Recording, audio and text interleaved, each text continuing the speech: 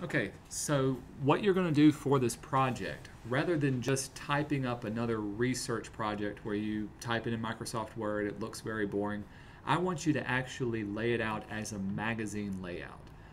It's something you were creating maybe for print magazine or communications arts. I did just a quick search for, I was showing you the work of L. Lissitzky in one of those books that I found, so I just on a whim typed in L. Lissitzky in magazine. And this is kind of what I'm looking for. Notice this is a magazine spread that tells about L. Lissitzky, and he was a part of the constructivist movement in graphic design. But notice how it incorporates a picture of him, some of his work.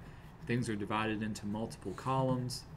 I'm going to leave it up to you for how you want to lay out the design itself. Take what you've learned in the last couple of projects and create your own type of design. Here's another great one. But it flows across multiple pages. For you, all it has to do is go across 3 pages. For what you type up, it doesn't have to fill up 3 pages, as long as you can, your final project fills up 3 pages. Does that make sense? So when you type it, you can type it in Word. I think it was 1.5 pages. Your final project should flow across 3 pages somehow. Y'all have any questions about that, what I'm looking for from it? So you're on 3 separate pages with information on 3 separate pages, as if you were flipping across a magazine. So it's all. So we're just redoing that one of these? No, you're going to research an artist. You're going to find a graphic designer, or you're going to look up an artistic movement, a period in history, and you're going to find examples of their work in some way. And then I want. Then redo it like that's yours? Yeah, you're going to type out your report as if it was an article in a magazine. If we place an insertion page, it would need to be in the insertion page and then the free hover pages? Insert. Wait. The like heading page. Mm-hmm. I still want everything to be on just the 3 pages, not an insertion page plus 3 pages. Okay. Yeah. Somehow incorporate. So like this one, this would be your starting page, just one big graphic, and then everything else moves along from there. Good question. All right, but I do want to show you some kind of pitfalls in doing layout design. I used to do layout for a newspaper called the Baptist Record. It was a weekly newspaper, and the thing about working for a newspaper is you got to be very fast, and it's got to look good, it's got to look right the first time, because you only have like a day and a half to lay something out to get it off to the press to be printed, so that it can go out on time. And so these are kind of, I call them 5 uncool things you can do to a layout and how to fix them. So these are 5 common mistakes that you'll find when working with a layout. So let's see, here's the first one. I'll zoom in and show you exactly what it looks like. So let's say someone's written an article and it's got a picture in it, it's got lots of text that you see here. But when I look at this as a graphic designer, I see what are called rivers or snakes of white space inside of it. Right now you can see the text that I have is justified alignment. That means it's all aligned along the right hand side, it's also aligned on the left hand side. So when you do that, the computer automatically has to put spacing in between the words to make sure every line kind of fills up from one edge to the other. Now that looks kind of cool and looks good until you start running into things like this. If you start seeing white spaces that flow through each other, those are called rivers, or sometimes they're called snakes, depending on who you're working with. They look very bad. They're not something that's attractive to a graphic design that you're working on. They're usually only ever created whenever you're working with justified type. So let's say I grab my text tool. I'm just going to make another type box. You can actually put in some what's called filler text and do fill with placeholder text, placeholder. So now I've just got random, this is Latin text that's inside of my text box. I'll turn on my text box so we can see it. I'll select it all, and here's justified. So now you can see it's aligned both on the left and the right hand side. By the way, if it's not justified, if I just had it aligned to the right, or excuse me, to the left, this is called ragged right. You can see why it's called ragged right, because the right hand side is just kind of raggedy. But if it's justified, everything is flush. This usually only happens whenever you don't have enough room to fill up your text box. And so you can see now, starting to get a river right there. There's one, there's another.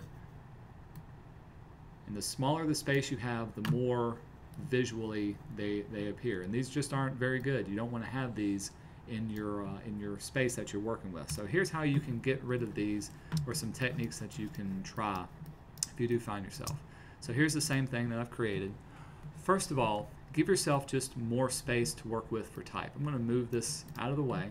If you can, make the column width a little bit larger, and then put your text back in there.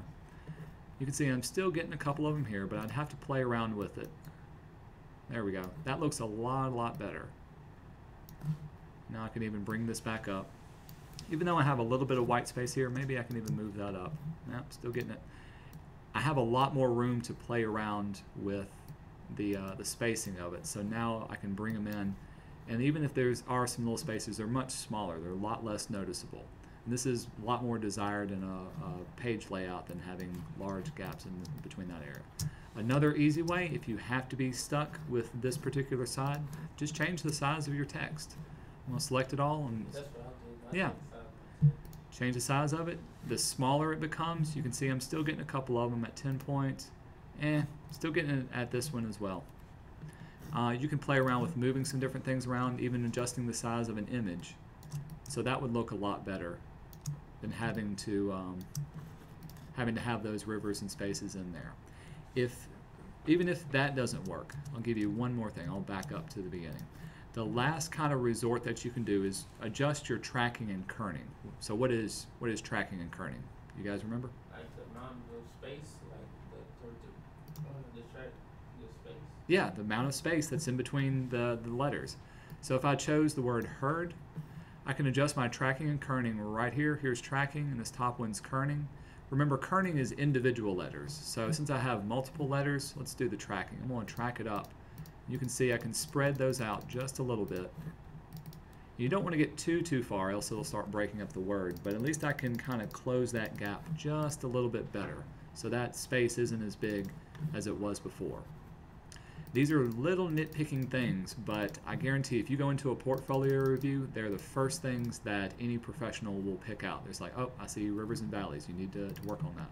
So maybe I'd make the word because tracked out just a little bit to tighten up that edge as well. Can you select the space and do that? Not technically. Let's see. Good question. So I select the space. If I bring it down, see, since there's no letters to work with, I can't really do that. Yeah, even the tracking doesn't work that way. It's got to be letters and non-breaking spaces that way. Good question, though. Did you do it on Illustrator though? Illustrator can do the same thing. InDesign gives you a little bit more free control over it. You would be using InDesign anyway if you were laying out a newspaper or a multiple page document. All right, second one. Having a claustrophobic page. This is what I see a lot of amateurs fall into. They've got, say their editor has given them something, haha, you like the title of my newspaper. The editor has given them this article and they've given them pictures, and they absolutely want to fill up every area of the space that they have. But if you look at this, there's not a lot of room in between one article that flows into another one. It's very cramped, very tight, and when I look at it, it almost looks very busy. If I looked at something like this, I wouldn't want to read it because I think, oh man, it's way too much type. Instead, give yourself a little bit more space in between the gutter and also along the margins of your page. Here's the after side. Notice now I've got a lot more space in the middle, on the sides. This one's a lot less claustrophobic. This one looks a lot better because I've given myself that much more room. Even if it means dropping the size of the type down, that would look a lot better than having it fill up the entire page. A lot of people think white space is bad. It's not. White space is just a great way of adding interest to your overall design. So think about that next time you make margins and gutters inside of your page as well. Same thing works for if you have an individual type article. Even though this is a small article space, notice the amount of space that I have around this bounding box versus this one. Just by having that little bit extra more space to there, it's a much more comfortable read, and someone's more likely to read this than something that's absolutely filled up to the edge. I've had to do a lot of advertisements. Whenever you do newspaper layout, sometimes people will just give you the copy to their advertisement, and you have to type it out and fit it. And sometimes they want a small space with tons of type in it. I try to tell them, hey, you need to cut this back. It's not going to read very well. But sometimes they listen, sometimes they don't, because you want to have an ad or a design that can breathe. It's got a much more comfortable type space as well. All right, number 3, widows and orphans. I hate widows and orphans. I'm sorry, I'm a Christian, but what do I mean by a widow and an orphan? Do y'all know what those are? You heard of those? Last word that remains at the end. Bingo. Yeah. If you ever type out a document and you find that you've got a word at the very end of that by itself at the end of a paragraph, this is called a widow. And in graphic design, it's not desirable. You don't want to have just one word stuck off by itself. An orphan is whenever you have a paragraph that breaks to another column, and you have words that end that paragraph that start on another column. So in this case, all of this is one paragraph, and this last bit of words starts off this next column. You don't want to have that. That's an orphan. Here's how you can adjust that. You do this by your tracking, and you take it one paragraph at a time. Select the paragraph, go up to your tracking, and either you can track it in, so I'm going to do, say, -10, and it will bump all the letters back together, and it'll squeeze them in, and it'll make room for that last word to fit on there. Or you can go the opposite way. I'm going to add 10%, 10 pixels of tracking, and I can just add more words to the end, and therefore I will add more words to the end of that particular paragraph. Why would you want to add more words versus taking away more words? So you can read it. That's part of it, yeah. Did you notice one thing that happened whenever I took away or I put my tracking down to -10%? It looked all cramped up. It does look a little more cramped up. I'm glad you pointed that out, because some text you can track it as much as 10%. Some texts, when I worked for the newspaper, the font we use, we can only go -5 points, so plus or minus -5. Do you see one more thing that happened when I went negative on that? Raid? No. Tell you what, I'll set this back to 0. Notice how when I laid this out, my article ended nice and evenly at the very end of this line right here. So everything kind of evens out along this bottom edge. If I was to back it up 10%, now I've got an extra white space down here at the bottom. And so, and a lot of times in newspaper articles, you want them to end evenly that way. Well, you got to adjust your kerning and tracking accordingly. So if I took away a line, maybe this next one I need to add on some. Well, that's not going to do it. Let's see. Maybe I'll add this one back. There we go. So I've tracked that one up. Let's see. If I wanted to get rid of this orphan up there, maybe I can add a little bit. Ooh, now it's starting to get way, way too spread out. So I might need to track that in. So that's giving me, let's see, that's 10%. Ooh, starting to get away from me there. This is kind of something that you have to play around with, because you don't want to keep just tracking it up, because now this one doesn't read or reads differently. It's way too spread apart than any other paragraph that you had. So maybe you'd have to play around and see exactly what you can do. But make sure that you don't have any lines that start off at the end right there. You want to bring it in, and the lines end up on the same line as well. Does that make sense? Kind of cool. It's something that a lot of people don't think about, but it just makes it look so much better. It's kind of like when you get your hair cut. When you get your sideburns perfect, the haircut looks perfect too. Here's another thing to think about when doing widows and orphans. If you have a large body of text and you notice that the last line, even though it's not one word, it's just still very, very short compared to this text. Notice the last line takes up more than 2/3 of it. I like to track it up so that the last line takes up a little more than 1/3 of the entire length of it. That kind of goes back into your rule of thirds. So I would track it up about that much. So now my last line ends about there instead of way down here. Just a little more desirable effect that you can get from there. So those are widows and orphans. Try to cut down on those. Another thing that happens when laying out newspapers and articles is sometimes you'll get what's called trapped white space. you've got an article and you've put everything into it, and there's just not enough room to fill up the rest of the page that you have. And before starting maybe another article, there's a couple of things that you can do to offset this. First of all, if you have a picture, let's say you can make the picture much smaller. So you've had a picture of a person and you've only cropped down to see their face. Well, if you can make it a little bit bigger, you can always pull it down, and now it's a larger picture that pushes down your text to take up the rest of that white space. Make sense? Real easy. That's the easiest way of doing it. But sometimes you don't even have that luxury.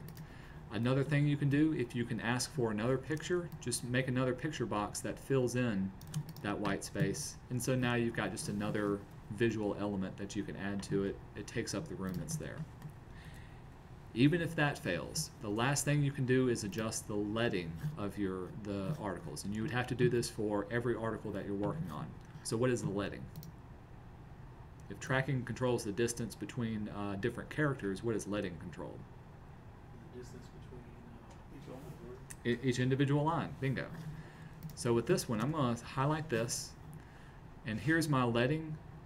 I'm going to bring my leading up just a little bit. So now I'm adding a little bit more space in between here. I'm going to bring it up about that much, and you can see my leading is at 19. I'd have to do the same thing to this article, so let's bring it up. Give it a little bit more space. Now I'm going to change this leading to 19 as well. I'd have to do it a little bit more. 21. Let's bring this down.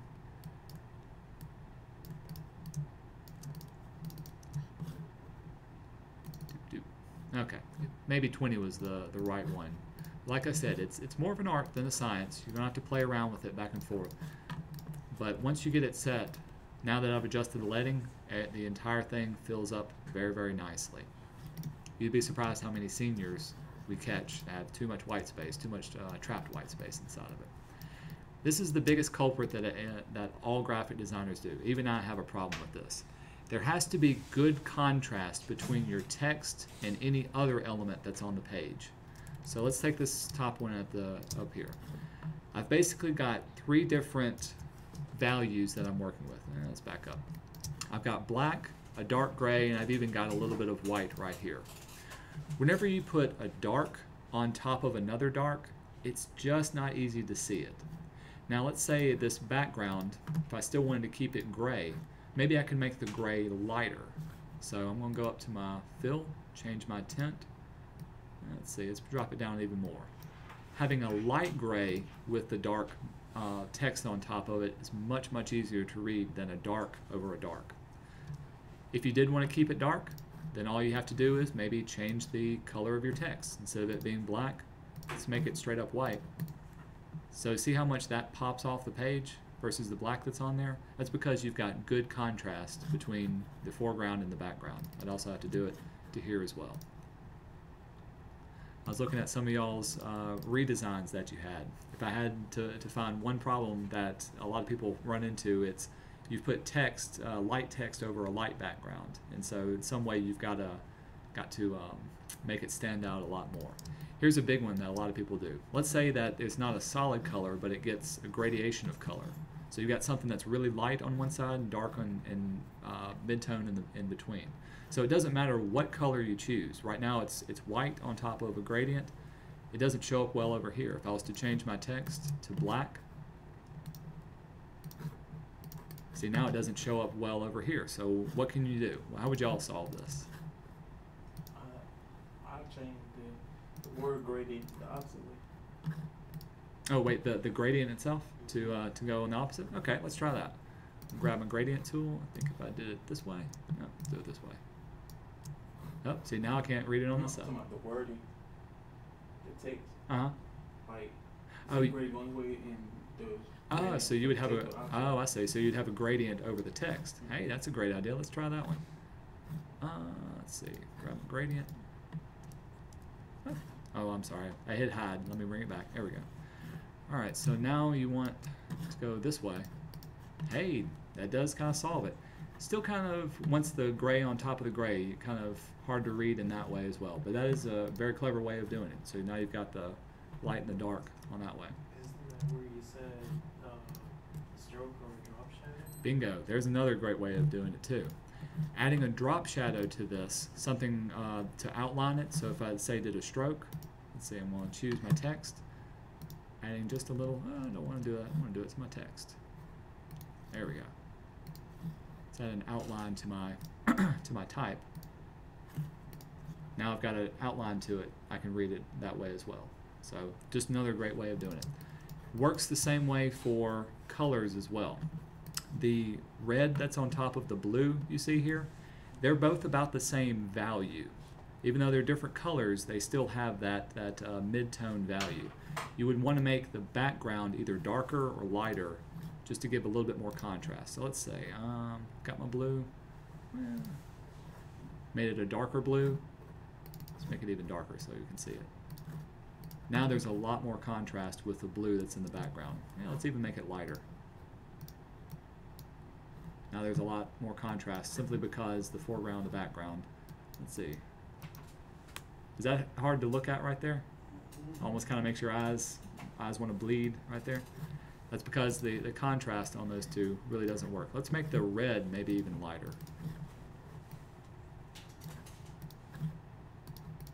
That shows up very well because it's light on top of dark. And it's just a common mistake that a lot of people assume that, oh, as long as it's on there, people can read it. Not necessarily. You've got to have good contrast between your foreground and your background. So these are just 5 different things to keep in mind when you start laying out your article that you're going to be typing up for your next report. Make sure it's not too cluttered. Make sure you don't have good white space, or you have good white space.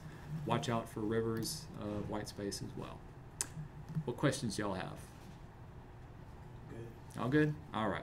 I'm going to turn your computer back over to you.